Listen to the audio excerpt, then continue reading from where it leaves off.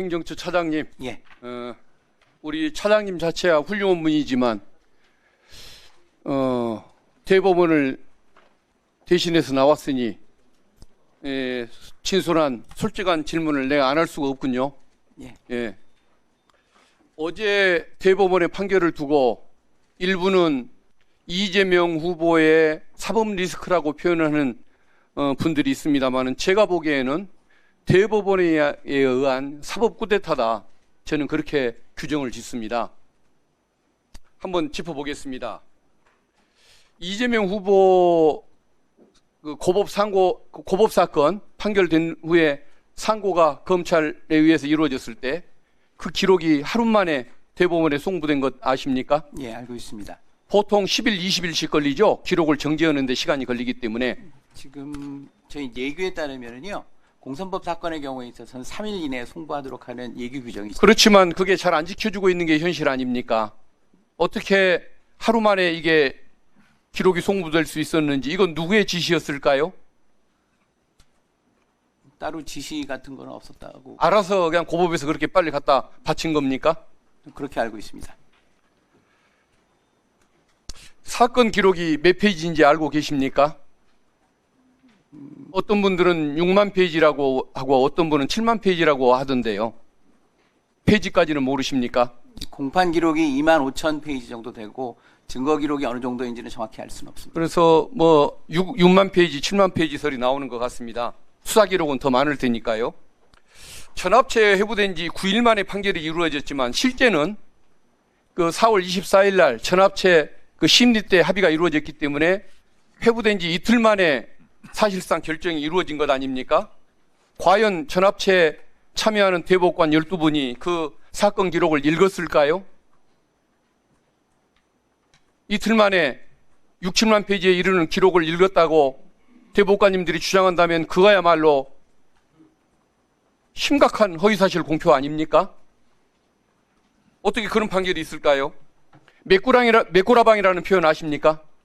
우리가 맹판, 눈 감고 판단한다는 의미의 맹판을 일본말로 표현하던 과거에 그 표현 들으신 적 있으셨죠? 그러니까 내용을 읽지도 않고 무턱대고 사건을 대충 처리해버리는 법률가들을 과거에 비판할 때 메꾸라방으로 사건을 처리한다 이런 표현을 썼는데 이번 내용을 보면은 저는 대법원장님이 특정 연구관에게 판결문을 써오게 하고 대법관님들한테 서명 날인을 시킨 사건이라고 저는 그렇게 봅니다. 그 근거가 이틀 만에 그런 결정이 나올 수가 없고 다수 의견을 보니까 판결문이 1심 판결문을 거의 그대로 복사에다가 붙인 복붙이라는 표현이 타당할 것 같은데 그렇게 작성된 걸 보면 저는 이게 그런 대표적인 메꾸라방 사건이 아닌가 그 생각이 듭니다. 어떻게 해서 21세기 대법원에서 그런 일이 일어날 수가 있는 것입니까? 이것은 대법원장님이나 보수 대법관 몇 분이 민주진영의 대선 후보를 상대로 엉터리 설계도를 만들고 그 설계도에 맞춰서 이틀 만에 날림공사를 해버렸던 이런 잘못된 사건이 아닐까 저는 그 생각을 해봅니다. 저 화면 좀 띄워주시겠습니까? 저게 전두환의 요구로 최규하 대통령이 억지 서명을 할 때 정승화 육참총장 잡아들이는 저 재가문서에 서명을 할 때 오른쪽에 시간까지 기재를 했습니다. 사전 본인이 동의한 문서가 아니라는 것을 분명히 나타내기 위해서. 근데 군부가 저것을 오른쪽에 있는 시간을 지웠는데 원본에 의하면은 새벽 5시 10분에 그 다음날 서명한 걸로 기록이 분명히 되어 있다고 합니다. 이번에 그 소수 의견을 냈던 대법관 두 분, 이웅구 대법관, 오경미 대법관 두 분이 49페이지에 걸쳐서 거의 절규하는 심정으로 다수 의견을 비판하는 내용을 써놨던데 요약한 부분 한번 발췌해서 보겠습니다. 화면 좀 띄워주십시오. 저 보십시오.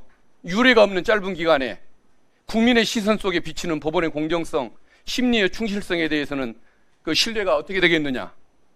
대법관들 상호간의 설득과 숙고의 성숙기간도 거치지 않은 결론.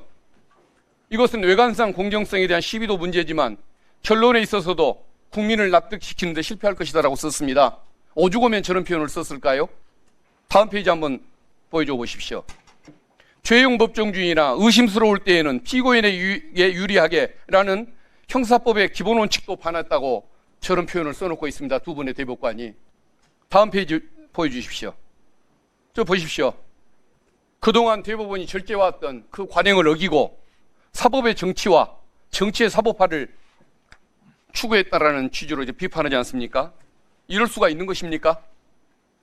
어떻게 생각하십니까? 저 의견 보시고 우리 차장님.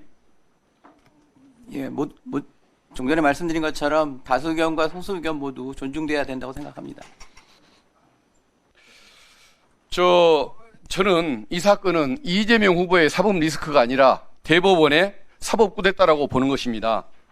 이건 이승만 대통령의 정적, 조봉암 선생을 대법원이 사형 판결을 해서 사법살인을 저지른 이후에 대법원에 의한 최대 대선 개입 사건이라고 저는 이것을 규정짓고 싶은 것입니다. 국민들이 대통령을 뽑는 것이죠. 검사나 판사가 뽑는 건 아니지 않습니까? 그런데 검사나 판사가 대통령을 뽑고자 한다고 한다면 이것은 민주국가의 기본 원리, 국민 주권주의의 원리를 침탈하는 태도 아니겠습니까?